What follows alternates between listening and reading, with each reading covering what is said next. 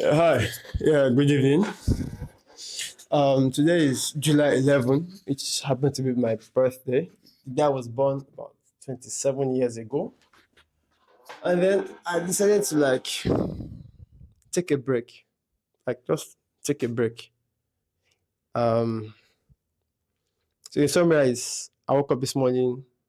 I just like I told myself I'll take a break throughout the day, but in the morning I found myself working on tasks that I did not complete yesterday. I did not complete yesterday. And then it's kind of dawned on me that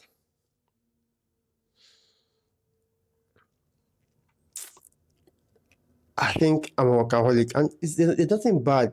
Sorry, there are a lot of things bad in being a workaholic, but we need to be effective, not being a workaholic. So when I discovered that I was already going into work immediately after waking up, I just also part of my promise today was to leave my phone off completely. That is no social media, um, limited content consumed. Obviously, sorry, yes, while I consume content, which is YouTube or a movie, my phone will be off. No birthday messages. A lot of people will try to call me. Maybe sorry, a very few people try to call me because I have a very few people in my life. Which is by design for a period of time now. So I don't usually get a lot of birthday wishes. So I try to just put my phone off. Not even my mom could reach out to me. I'll probably see her missed call her tomorrow, and just tell her that I decided to go offline completely for just my birthday. Let me just stay quiet. Went to the gym, had a very nice workout. Had a nice workout. Came back, streamed entertainment videos on YouTube. Watched, I think I watched two movies. I think Deadshot and Dune Part Two. Well, it felt refreshing to watch those movies. I mean, till now, I still can't wrap my head around the movie Dune. I still can't wrap my head around it. All I can tell you is that Zendaya is very attractive. Apart from that, I don't get. I mean, part two because I watched part one quite a while ago. I get some concepts, but I don't get everything. Kind of like watched it. What else did I do? Then I went back to YouTube, watch a couple of entertainment videos, reaction videos, mostly about men's topic, men's topic, which is mostly intersexual dynamics, what's really happening, why are men losing it today. I think I discovered someone's YouTube channel today. I can't remember his name. I think that's the yeah, but basically he made a point that marriage was originally a religious thingy. So why is the government involved in it? And then it made sense, but on the other hand, I think the government's involvement in marriage was a good idea, but I think it has run its course. Also, it also made me rethink this idea of feminism and why a lot of men attack feminism. So I want to make a video on why feminism is good and how we can separate like healthy feminists from people from the should I say from the victimized feminist. Those are two different people.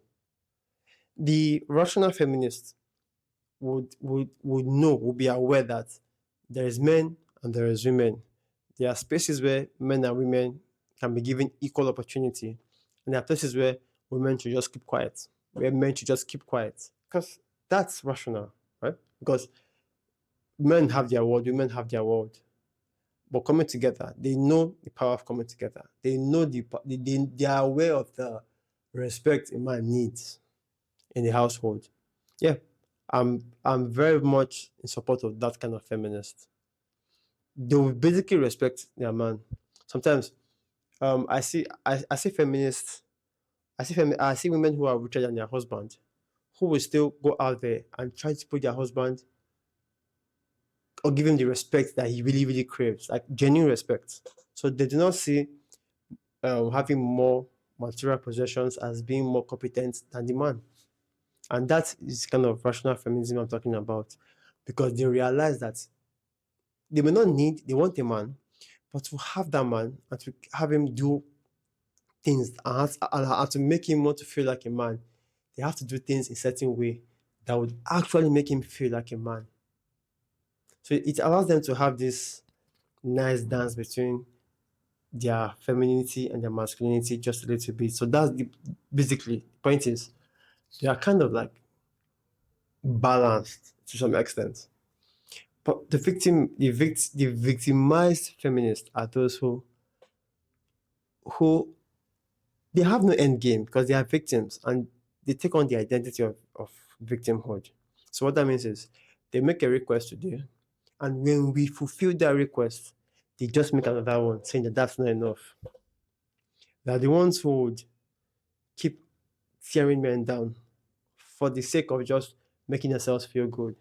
They want to be equal to men, but they want to tear men down. Now, when I see feminists like this, I keep quiet. Like there's no point. There's really no point arguing them. There's no point trying to look down on them. Just leave them. Because I have a saying that it's not my job to reap what you sow, or rather what they sow. And it's not my job to fix or correct anyone because they serve a purpose in life. Like I genuinely feel everyone serves a purpose in this life. So I don't know. I just feel like this video I'm making, I don't intend to shame anyone. All I'm just saying is that I feel feminism has a lot of benefits, has a lot of benefits. But I think drawing that line, it isn't with the masculine space or rather with the masculinity space. We have a lot of men who genuinely want men to be better. But while we have some other men whose sole purpose is just to cash out, to win in this space. They don't really care. They just do not actually care about the common man. So their job is to seek as much attention as possible. So while okay, I've touched that point already. I think I may have just rambled into my thoughts, but that's the idea of this video. It made me think. I was about to create content, but it's my birthday. I'm supposed to be resting. I do not want to be. I really don't want to be getting myself involved in a lot of work. So, please hold on. Oh, just looking at my camera battery, and I mean, so yeah, nothing much today. But another thing I also discovered that while I was resting, like really, really resting, that is by watching these movies, a couple of ideas for my tech startup popped into my head. Let me see if I can get that idea. Let me see if I can get that idea. So I kind of realized that sometimes just like this movie, Shogun. Shogun taught me something about business. Yeah. And it's more like having it's about making power moves and the importance of power moves. Now, if you probably noticed, companies that are really up there, I'm referring to like Apple, now Nvidia, Intel, most of these hyper competitive companies, if you look at them very well, they made very good power moves. Now, what's a power move? A power move is like, should I use video games? A power move is basically a move that would make you level up 10 times more than any single move you can make. Or it's like playing a video game and someone just presses a couple of button controls and then he's just like 10, 20 steps ahead of his competition. It could be car race, it could be I've not played games in like I've not really focused on games in like 6, 8 years now. Because I kind of like had to give up on a lot of things and video games was one of them. So Basically, like for example, is Nvidia. Nvidia was kind of like ahead of its competitor for a very, very long period of time, but still, they still made a power move. A power move was being the main processor hardware company for artificial intelligence companies. Like that move was powerful to skyrocket them to being the most valuable company right now. It have basically been top three. Amazon made some power moves. Although Amazon made power moves incrementally, which I love them for. They kept making consistent power moves. Consistent. Apple made a power move with the Mac M1. So one power move I'm considering doing is in terms of getting clients for my startup is looking for companies that already engage in inbound marketing. Because when they engage in inbound marketing, they will know how much every customer is worth to them.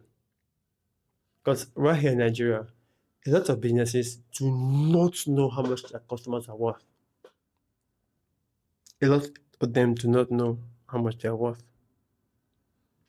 On the other hand, I also like I also saw I also noticed that I was supposed to target a particular sect of companies who are already aware of our solution, but because of the the price tag, most of them avoid the solutions.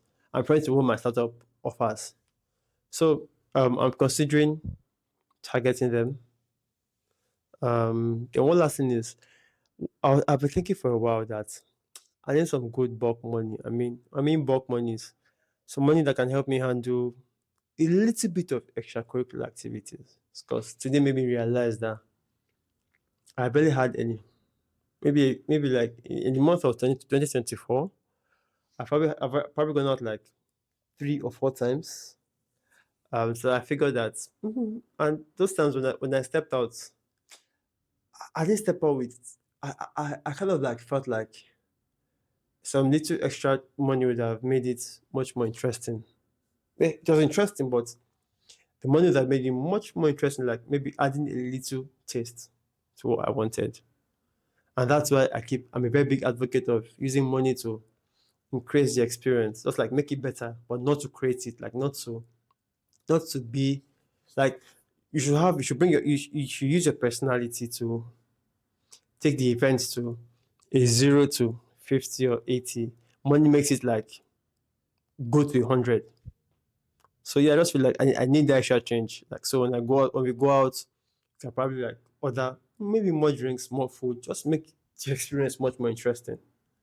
So yeah, that came to my head. So I was thinking of reaching out to some clients I already have, think about how I can sell an already existing solution to them, which I think will be valuable to them. So it's nothing much of a big deal. Nothing much of a big deal. But I really need that money. So I'll start the reach out tomorrow because today is almost gone. Today is currently this is currently 7:32. And this is the time I think I want to be making these videos. But I'm committing myself to making content every day. Precisely my documentary content. I may not upload it on the same day, but steadily. Because I want my kids to look back and say, I think this is how he was thinking. This is how he handled his affairs. Also, the other people out there who will take value from my content, from my actual journey. Because this journey is not about creating a company. It's about becoming somebody. And becoming a well-rounded man. Nobody ever talks about the well-rounded man. But the well-rounded man is, I would say, is the most interesting character anybody would want to play as a man. So why would anybody want to become a well-rounded man? You can talk to girls. You can run a business. You're very smart. You're good looking. You're confident. You have everything that everybody wants. Yes, does it breed jealousy? Yes, it breeds jealousy, but you don't do it for them. Basically, do it for yourself because it makes you feel like you're firing on all cylinders, that you can show up to any situation and your presence will be felt in that situation. Any situation, social events. I have events where I've been a DJ in the event. That was my high school. But everybody loved that event. Now, have I really but prior to that, was I really a DJ? Nah. If they had told me to just, oh, you really DJ, I may not have gone for it. But figured that the guy who was supposed to be the DJ was just doing rubbish. So I stepped in, did the work of a DJ, just being in that moment. So I tell guys, start by being competent at anything. Just anything. Just start by being competent. Over time, try to like gather experiences. I'm not saying distract yourself because a lot of people take such advice and begin to distract themselves. They deviate, they drift. But you stay focused. Once in a while, do things. So sorry, I've already made this video like my normal self-improvement kind of videos. So I may have deviated. No, I have deviated massively. So that's it for today. Tomorrow I'll get back to work. I have tomorrow's content is basically how to plan the week because I've noticed that most advice I get from content creators on how to schedule your days or weeks are not real. In most cases, they don't work for me because of how my time as a CEO and as a freelance developer they work. And a lot of people are in similar shoes like me. When they go ahead and practice some of these productivity hacks, they don't work. So I probably will share mine tomorrow, and that's it. So thank you very much for tuning in. Um, like I said, you already know that I'm sharing this journey of my thought process, my daily activities, while I have a plan on becoming a well-rounded man. So that's it. Thank you very much. Like I said, talk to you soon. Maybe tomorrow or maybe next tomorrow, but tomorrow most likely because this should be day 3 of my documentary. Talk to you soon. Bye for now.